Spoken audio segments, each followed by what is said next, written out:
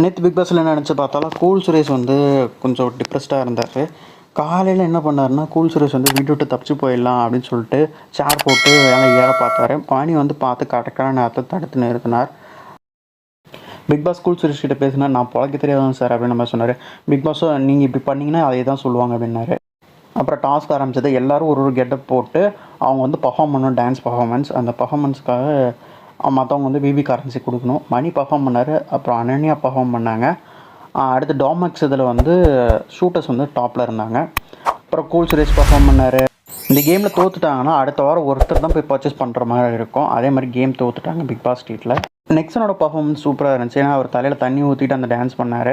Purnima perform பண்ணாங்க. அப்புறம் Vichitra perform பண்ணாங்க. அப்புறம் இவங்க எல்லாருமே பிக் பாஸ் கரன்சி எல்லாத்தையுமே பிக் பாஸ் ஹவுஸ்மேட்ஸ் எல்லார் மேலேயும் கோவப்பட்டார். கரன்சியை வந்து நீங்கள் ஸ்ட்ராட்டஜியாக யூஸ் பண்ணிட்டீங்க, காலையில் பார்க்கும்போது ஸ்கோர் போர்ட் கரெக்டாக இருக்கணும் அப்படின்னு சொன்னார். நேற்று இதோட பிக் பாஸ் முடிஞ்சு.